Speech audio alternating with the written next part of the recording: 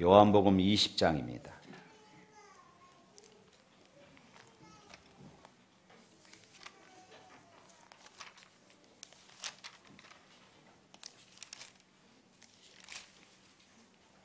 요한복음 20장 19절부터 23절에 있는 말씀 보겠습니다.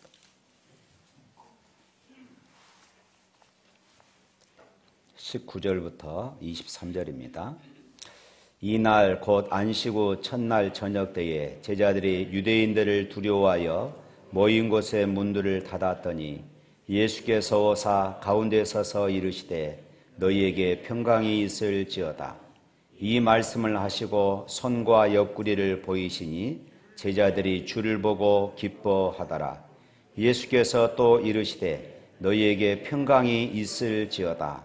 하나님께서 나를 보내신 것 같이 나도 너희를 보내노라. 이 말씀을 하시고 그들을 향하사 숨을 내쉬며 이르시되 성령을 받으라. 너희가 누구의 죄든지 사하면 사하여질 것이요 누구의 죄든지 그대로 두면 그대로 있으리라 하시니라. 아멘. 제가 설교 시간에 종종 예화로 썼던 그런 말씀입니다마는 종교개혁자 루터가 종교개혁을 하면서 사실 당시에 이 종교개혁은 쉬운 일이 아니었습니다. 한 사람이 정부 권력과 싸우는 그런 일이기 때문에 이것은 자신의 목숨을 내놓는 그런 일인 것이지요. 그만큼 힘들고 어려웠다는 것입니다. 종교개혁을 해 나가면서 외치면서 많이 지치고 그런 정부의 권력 앞에 어떻게 이겨낼 재간이 없는 것입니다.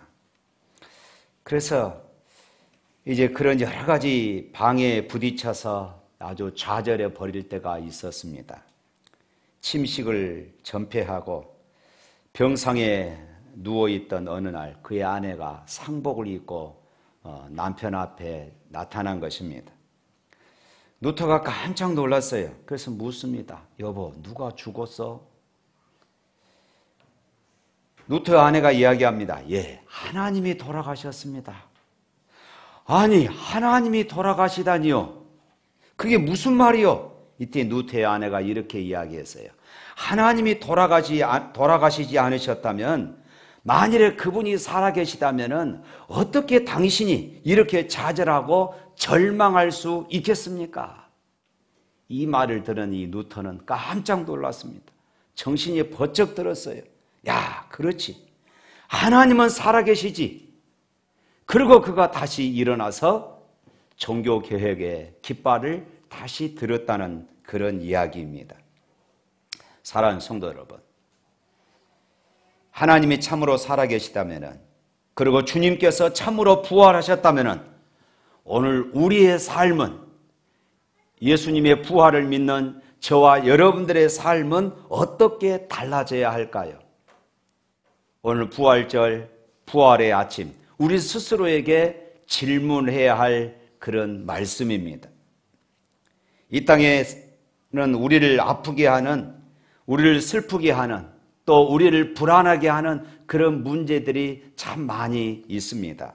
온갖 질병들, 마음의 상처들, 또 인간관계의 갈등들, 또 돈의 문제, 경제의 문제, 이 세상의 사회적인 여러 가지 그런 모순들, 수많은 인생의 문제들이 있습니다.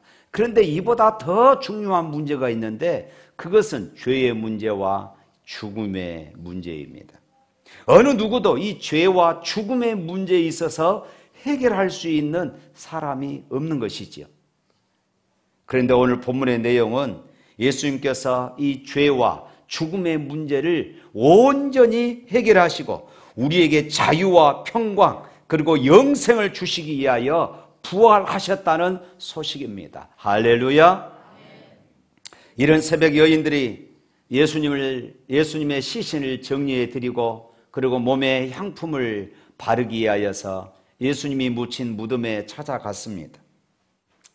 그런데 그곳에서 예수님의 시신을 본 것이 아니라 부활하신 예수님을 만나게 되어집니다. 그리고 이 소식을 사랑하는 제자들에게 빨리 가서 전하라는 예수님의 부탁의 말씀도 듣게 되어집니다. 여인들은 빨리 뛰어와서 제자들에게 예수님이 부활하셨다는 소식을, 그리고 그 예수님을 우리가 만났다, 내가 봤다 하는 이 사실을 제자들에게 알려주었습니다. 그러나 제자들은 예수님이 부활하셨다는 이 여인들의 말을 믿을 수가 없었습니다. 그래서 그들은 으슥한 다락방에 모여서 문들이나 문들은 다 꽁꽁 잠그고 그렇게 있었습니다. 마음의 문들까지 걸어 잠그고 있었습니다. 혹시나 유대인들이 자기들을 잡아가지 않을까, 유대인들이 그곳에 쳐들어오지는 않을까, 유대인들이 자기들 잡아 죽이지는 않을까 두려움에 떨고 있었습니다. 그래서 오늘 본문 19절 말씀에 보면은 그렇게 말씀하고 있죠.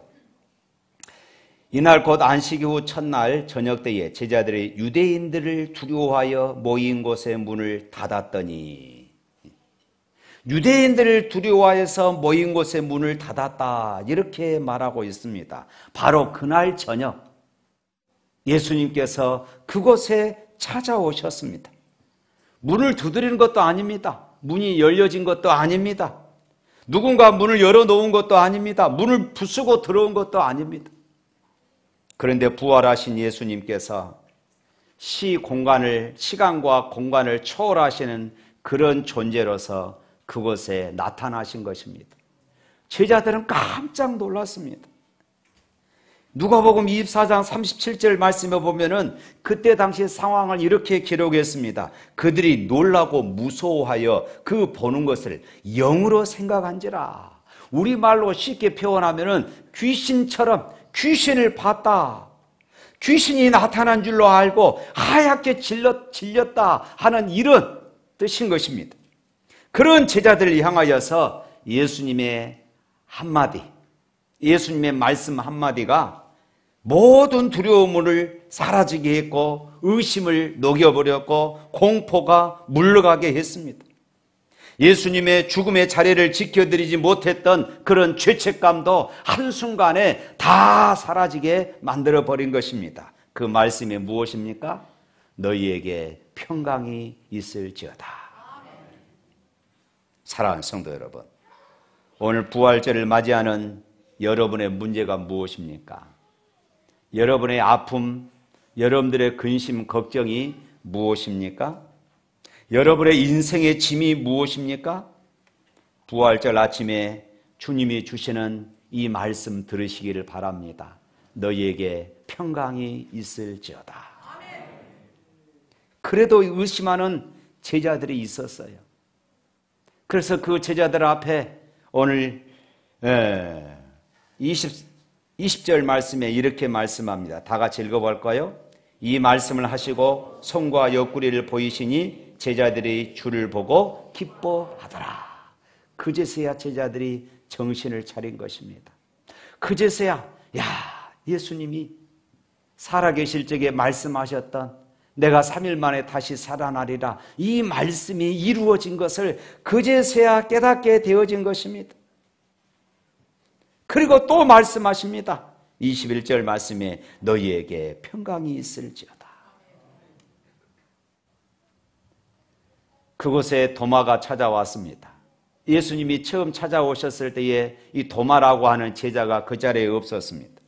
다른 제자들이 도마에게 이야기했습니다. 야, 우리 주님이 살아나셨어. 우리 예수님이 부활하셨어. 도마는 이렇게 말합니다. 무슨 말이야?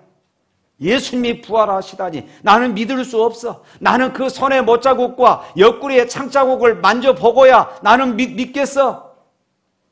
그런데 한 주간이 지나고 나서 부활하신 주님이 또 찾아오신 것입니다. 그리고 도마가 했던 그 말씀을 주님은 아시고 도마에게 손의 못자국과 옆구리의 창자국을 만져보고 보여주셨습니다. 그 자리에서 도마는 엉엉 울 수밖에 없었죠. 한순간이라도 믿지 못했던 자신의 연약한 모습. 주님은 그 제자에게 오늘 26절 말씀에 또 말씀합니다. 너희에게 평강이 있을지어다. 전 세계는 여러 가지 갈등으로 어려움을 겪고 있습니다. 우리나라도 정치, 경제, 사회, 세대 간의 갈등, 전에 없는 어려움들이 도사리고 있습니다. 특히나 최근에는 코로나19로 인하여서 전 세계가 고통 가운데 놓여 있습니다. 여러분의 가정에도 육체적인 어려움, 환경적인 어려움, 인간 관계에서 오는 이런 갈등들, 여러 가지 어려움들이 있을 수 있습니다. 오늘 부활의 주님께서 말씀하십니다. 여러분에게 평강이 있을지어다. 할렐루야. 사람들이 평강을 잃어버린 이유가 무엇일까요? 질병 때문에 평강을 잊어버릴 수가 있습니다. 우리 가족 가운데 한 사람이라도 질병에 시달리고 이 질병 가운데 겪고 있다면 가족 공동체에 여러 가지 어려움이 찾아오게 되어집니다. 때로는 직장과 일터를 잃어버릴 수도 있습니다. 때로는 생명을 앗아갑니다. 때로는 가족 공동체를 파괴하기도 합니다.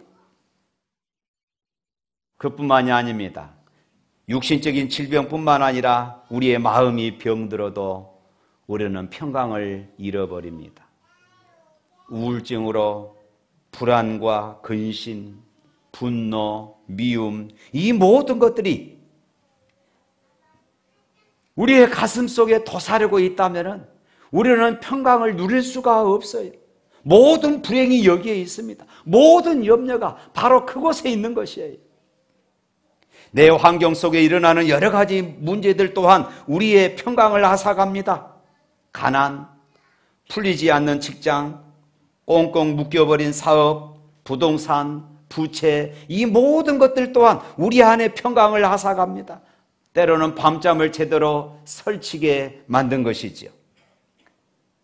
뿐만 아니라 평안해야 될 사람들과의 관계가 깨어졌을 때에 또 평강을 잊어버리게 되어집니다. 사실 이 모든 문제의 중심은 죄의 문제에 있다는 것입니다. 그래서 로마서 3장 23절 말씀에 이렇게 말합니다. 모든 사람이 죄를 범하였음에 하나님의 영광에 이르지 못하더니. 진정한 평강을 잃어버렸다는 것입니다. 어거스틴은 이렇게 말했습니다. 우리 인간은 하나님이 만드셨기 때문에 하나님께 돌아가서 온전히 용서받기 전까지는 평강할 수 없다. 이렇게 말했어요. 하나님께 돌아가지 않고서는 우리가 진정한 평강을 누릴 수 없다는 것입니다. 인간의 궁극적인 불안은 바로 이 죽음의 문제입니다. 오늘 여러분의 인생에 마지막 밤을 맞이한다면 여러분은 평안히 그 죽음을 맞이할 수 있겠습니까?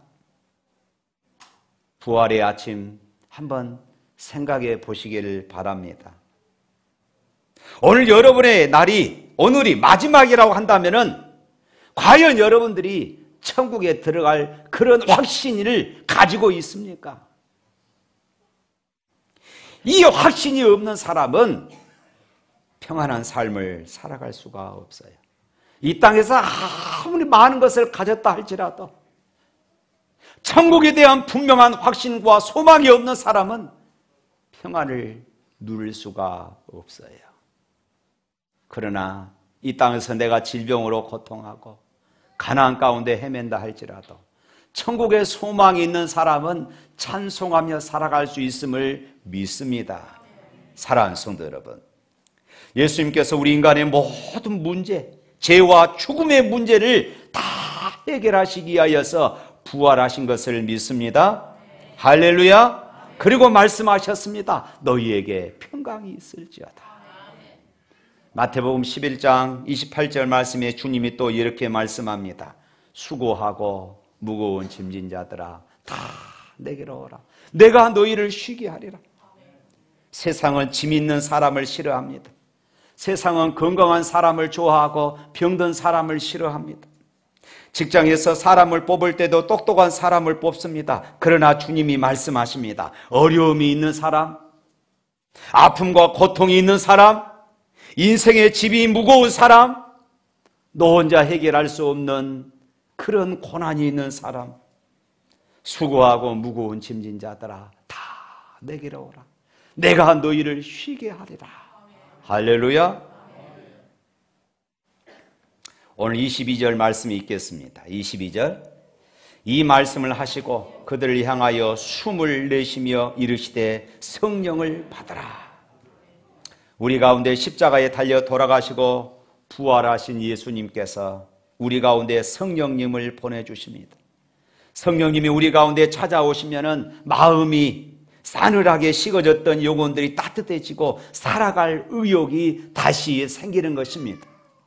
어디에서도 희망을 갖지 못했던 절망과 좌절에 빠진 사람들이 새 희망을 가지게 되어지는 것입니다. 근심 대신에 기쁨을 가지게 되고 마냥 교만하기만 하던 사람이 겸손한 삶을 살아갈 수 있게 되는 것입니다. 내가 죄짓고 살기 때문에 하나님이 나를 버리실 것이라고 이렇게 근심을 합니다. 그러나 성령께서 그 모든 죄책감에서 우리를 자유케 할 줄로 믿습니다. 할렐루야. 숨을 내쉬며 이르시되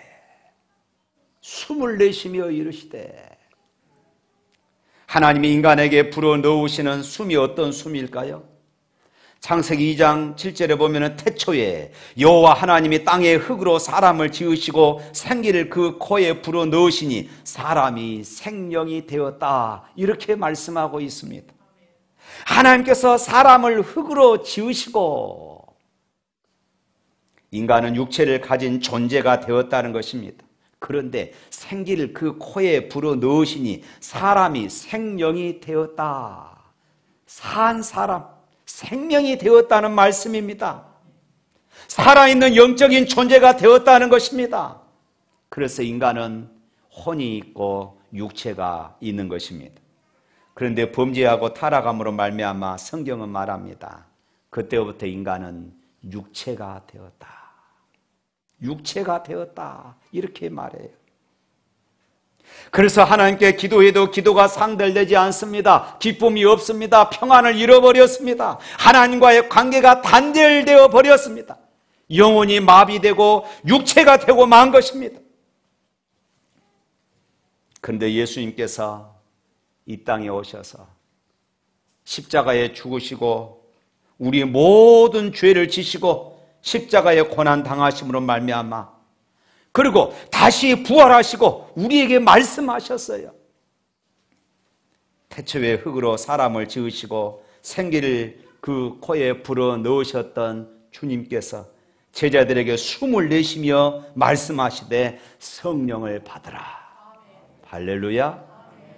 성령이 우리 가운데 찾아오시면 아담과 하와에게 있었던 그 생기가 하나님의 형상이 회복되고 영원한 생명이 회복됨을 믿으시기를 바랍니다.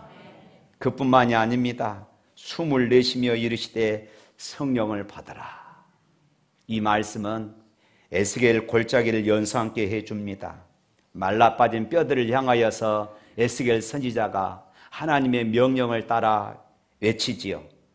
에스겔서 37장 9절 말씀에 이렇게 말합니다. 생기야, 사방에서부터 와서 이 죽음을 당한 자에게 불어서 살아나게 하라. 우리 주님께서 찾아오셨을 때에 수많은 해골 같은 영혼들이 다시 살아나 하나님의 자녀가 되는 그런 환상을 보게 되어진 것입니다. 사랑하는 성도 여러분, 성령의 호흡이 불어닥치면은 죽음의 자리에서 일어나 영원한 생명을 얻게 되는 것입니다. 절망의 자리에서 일어나 소망을 갖게 되어지는 것입니다. 질병의 자리를 떨치고 일어나 강건한 삶을 살아갈 수 있는 것입니다. 믿으시기를 바랍니다. 그 순간 주님의 제자가 될 수 있는 것입니다. 그 순간 성령의 사람이 될 수 있는 것입니다. 이 세상에 아무리 많은 것을 가졌다 할지라도, 이 세상에서 아무리 영향력 있고 그리고 똑똑한 사람이 되었다 할지라도, 이 세상에서 아무리 권력을 갖고 명예와 그리고 높은 자리에 앉았다 할지라도 하나님 없는 그의 영혼이 병들고 썩어 있으면은 그가 많은 일을 하면 할수록, 그가 바람을 일으키면 일으킬수록 헛된 바람을 일으키는 것입니다. 잘못된 바람을 일으키는 것입니다. 세상을 어지럽게 하는 바람을 일으키는 것입니다. 그러나 복음이 그 안에 들어가게 되면은, 성령이 그 안에 임하게 되면은 성령의 바람을 일으킬 수 있는 사람이 되는 것입니다. 성령의 바람을 일으키게 되는 것이에요. 뿐만 아니라 오늘 주님은 23절에 또 이렇게 말씀합니다. 23절 또 있습니다. 너희가 누구의 죄든지 사하면 사여질 것이요 누구의 죄든지 그대로 두면은 그대로 있으리라 하시니라.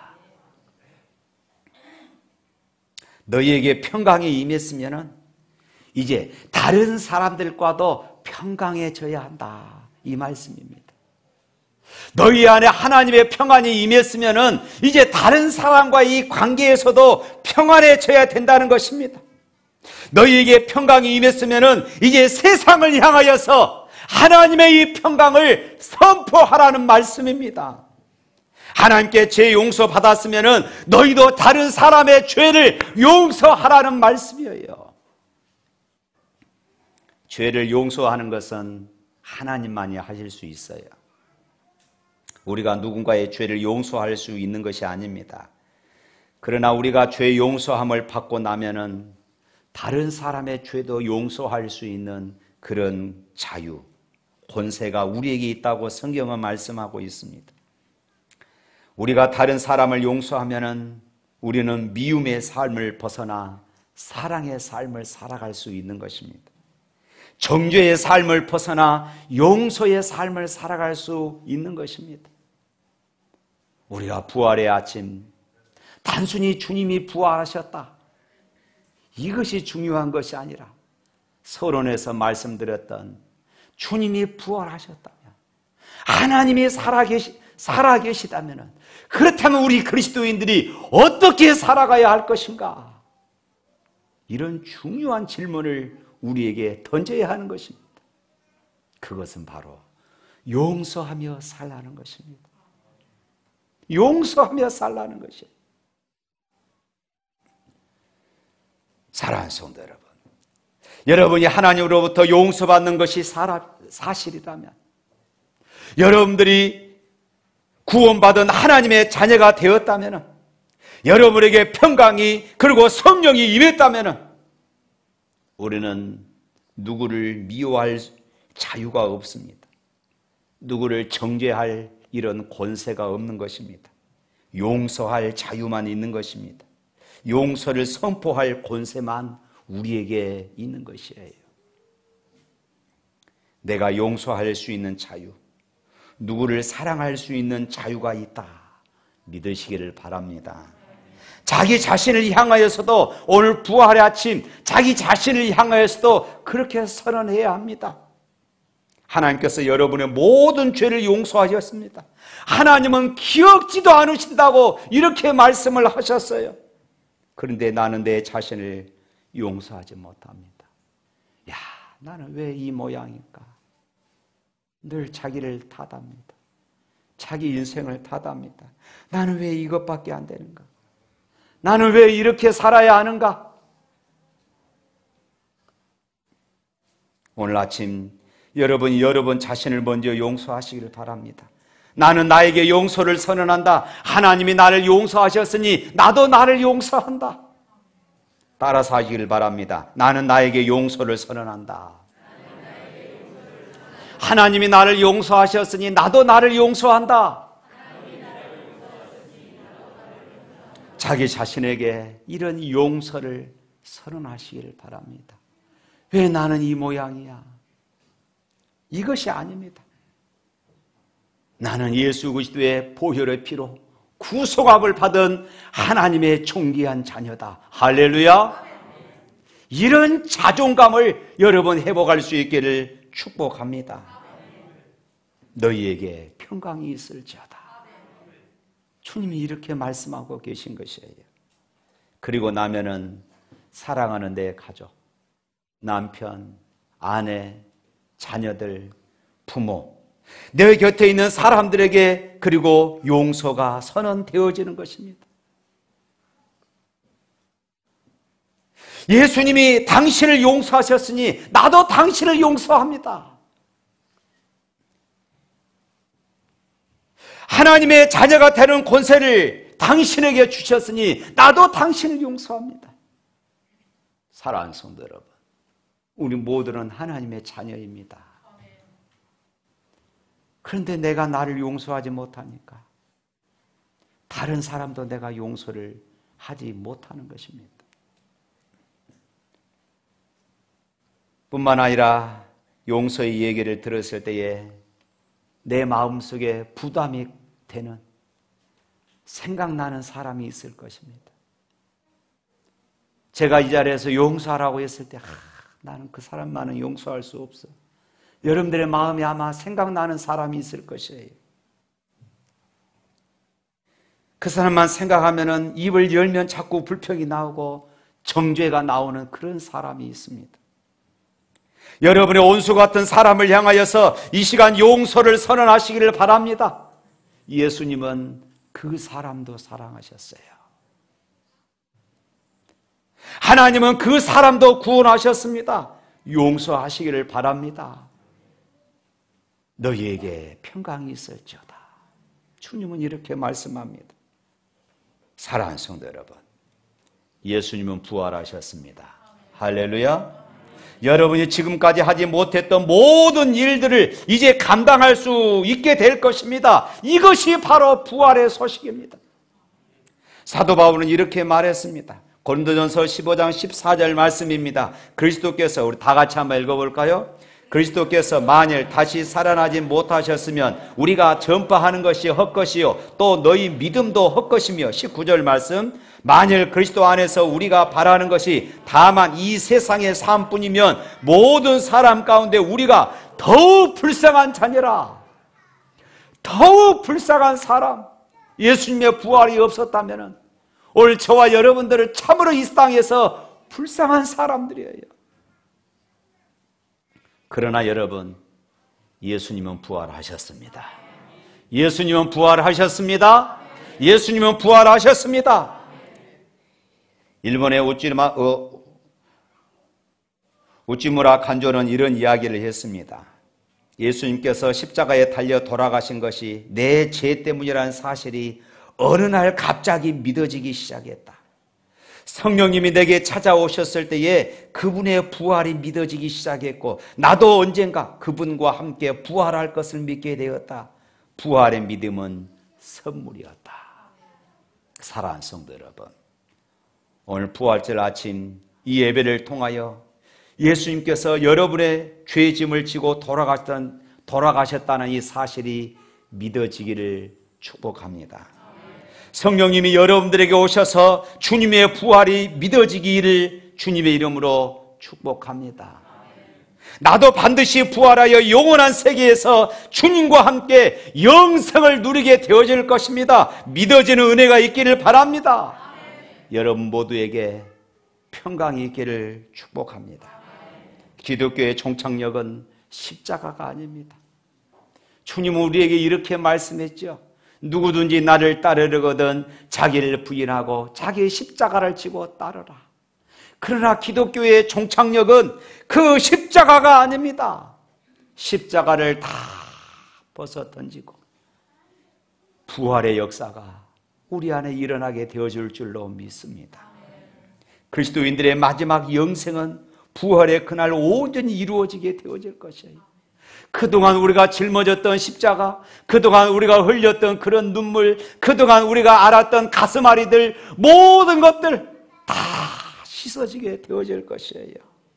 부활이야말로 거짓 종교와 참 종교의 갈림길이 되어지는 것입니다.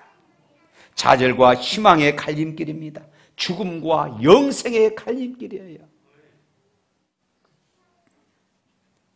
죽음이 두려워서 사랑했던 스승을 죽음에 몰아넣고 뿔뿔이 흩어졌던 제자들, 그토록 비교했던 제자들이 자신의 생명을 초계와 같이 버리며 예수님의 부활의 소식을 전하게 되었습니다. 그 믿음이 어디서 나왔을까요? 그 힘, 그 능력이 어디서 나왔겠습니까? 예수님의 부활이 그들에게 능력으로 다가올 때 이런 변화가 그들 가운데 일어나게 된 것이에요. 초대교회 역사를 보면은 베드로는 로마에서 전도하다가 십자가에서 거꾸로 매달려 순교를 당했습니다. 안드레는 헬라에서 전도하다가 아가야 성에서 X자형의 십자가에 못 박혀서 온몸이 뒤틀려 그렇게 순교를 당했습니다. 야고보는 예루살렘에서 헤롯의 칼에 목베임을 당해 죽었고, 요한은 에베소에 가서 전도하다가 체포되어 끓는 가마에 던져졌으나 가마솥이 그대로 식어버렸다는 것입니다. 그래서 그를 반모섬에 유배를 시켜버렸습니다. 그곳에서 하나님이 그를 부르셨습니다. 다른 모든 제자들도 예외 없이 때로는 칼에 죽고 때로는 톱에 썰려져서 그렇게 죽음을 당했습니다. 돌에 맞아 죽였습니다. 때로는 불에 타서 죽었어요. 어디에서 이런 힘이 나왔겠습니까? 무엇이 이들을 이렇게 무섭게 변화시킨 것일까요? 무엇이 비겁쟁이들을 세상을 바꾸는 그런 사도로 바꾸어 놓았을까요? 무엇이 갈릴리 촌부들이 세상을 뒤집는 이런 인물로 변화되는 이런 역사가 일어나게 되었을까요? 여러분의 인생의 위대한 전환점이 어디서 올 수 있을까요? 부활하신 예수님을 만나시기를 축복합니다. 인생의 방황은 예수님을 만나면 끝납니다. 따라서 합시다. 인생의 방황은 예수님을 만나면 끝난다. 여러분에게 평강이 있기를 축복합니다. 예수님이 다시 살아나셨습니다. 예수님이 다시 부활하셨습니다. 여러분의 인생이, 삶이, 미래가, 인생이 바꾸어지는 이런 놀라운 역사가 일어나게 되어질 것입니다.